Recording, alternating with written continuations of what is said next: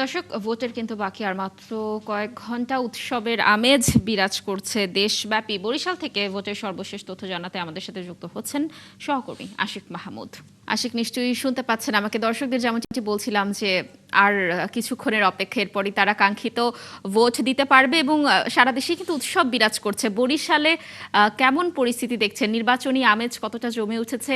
সাধারণ যারা ভোটার রয়েছে তাদের আসলে আশা আকাঙ্ক্ষার জায়গা কেমন, এই বিষয়ে জানাবেন এবং প্রার্থীদের বিষয়ে একটু জানবো আপনার তরফ থেকে।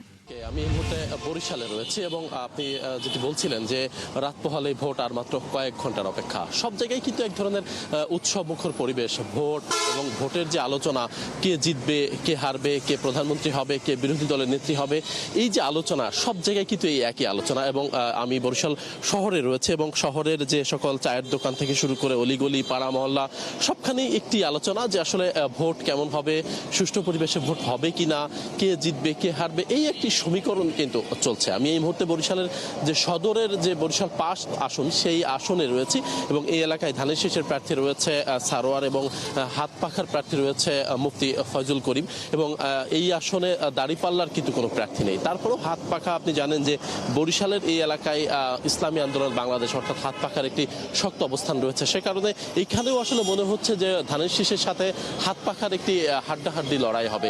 একটু জানাতে চাই যে অন্যান্য বছর, বিগত কয়েক বছর ধরে আমরা দেখেছি যে নির্বাচন হলেই মানুষ আগে থেকেই রেজাল্টটি কে হবে, কে জিতবে, কে প্রধানমন্ত্রী হবে, এটি নির্ধারিত থাকতো, যে কারণে মানুষের মধ্যে তেমন কোনো উৎসাহ উদ্দীপনা আমরা দেখিনি। কিন্তু এই বছর আসলে চিত্রটা ভিন্ন। সবার মধ্যেই ভোট এবং নির্বাচন, ভোট দিতে যাওয়া, কাকে ভোট দেবে, কে কাকে ভোট দিবে, এই যে আলোচনা, এটি কিন্তু এক ধরনের সরগরম সব জায়গায়। কারণ কে জিতবে, কে হারবে, এইটি আসলে কোনোভাবেই নির্ধারিত না। হাড্ডাহাড্ডি লড়াই চলছে এবং প্রতিটি এলাকায় আমরা ঘুরে যেমনটি দেখেছি যে সব পক্ষেরই আসলে ভোট রয়েছে। যেমন জামাত ইসলামের দাঁড়িপাল্লার পক্ষেও ভোটার রয়েছে, ধানের শীষের পক্ষেও ধানের শীষের যারা ভোটার বা নেতাকর্মীরা যারা রয়েছে তাদের শক্ত অবস্থান রয়েছে, হাত পাখার শক্ত অবস্থান রয়েছে। এই আসনটি অর্থাৎ বরিশালের যে এলাকা, এই এলাকা জুড়ে আপনি জানেন যে হাত পাখা অর্থাৎ ইসলামী আন্দোলন বাংলাদেশ বা চরমোনাই যারা অনুসারী ভক্ত, তাদের কিন্তু এক ধরনের আধিপত্য রয়েছে এবং সে কারণে এই যে এলাকাটি, এই এলাকাটিতে ত্রিমুখী একটি লড়াই হওয়ার আশঙ্কা আমরা দেখছি যে ধানের শীষ, হাত পাখা এবং জামাত ইসলাম অর্থাৎ দাঁড়িপাল্লা, এদের মধ্যে একটি ত্রিমুখী লড়াই হবে। এর মধ্যে আসলে শেষ হাসিটা কে হাসবে সেটি হয়তো কাল যখন ভোট হবে, ভোটের রেজাল্টের পরে কিন্তু বলা যাবে। কিন্তু এই মুহূর্তে আসলে আন্দাজ করে বলা বা আগাম কোনো বার্তা দেওয়া আসলে কারোর পক্ষে সম্ভব হচ্ছে না।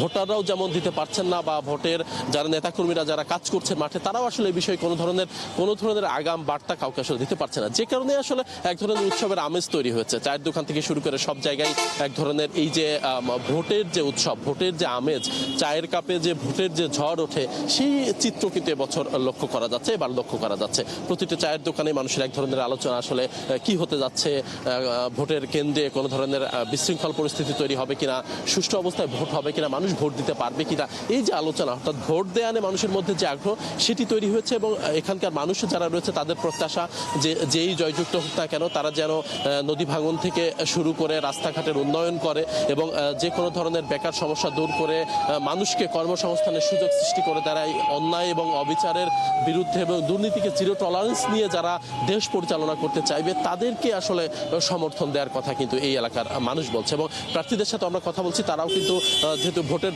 প্রচারণা শেষ হয়েছে, আনুষ্ঠানিকভাবে প্রচারণা হচ্ছে না, তারপরেও যারা প্রার্থী তারা তাদের কর্ম পরিকল্পনা নির্ধারণ করছে। আগামীকাল ভোটের মাঠে কিভাবে তারা কাজ করবেন, তার পোলিং এজেন্ট নির্ধারণ থেকে শুরু করে নানান ধরনের কর্মকাণ্ড কিন্তু এখন চলছে। এবং প্রার্থীদের সাথে আমরা কথা বলছি, গতকালও কথা বলেছি, আজও কথা বলছি, তারাও এখন পর্যন্ত নানান ধরনের উন্নয়ন থেকে শুরু করে যে কোনো ধরনের কর্মকাণ্ড অর্থাৎ মানুষের জন্য কাজ করবেন, সেই প্রতিশ্রুতি নিয়ে কিন্তু সাধারণ মানুষের দ্বারা যাচ্ছেন, মানুষের সাথে কথা বলছেন।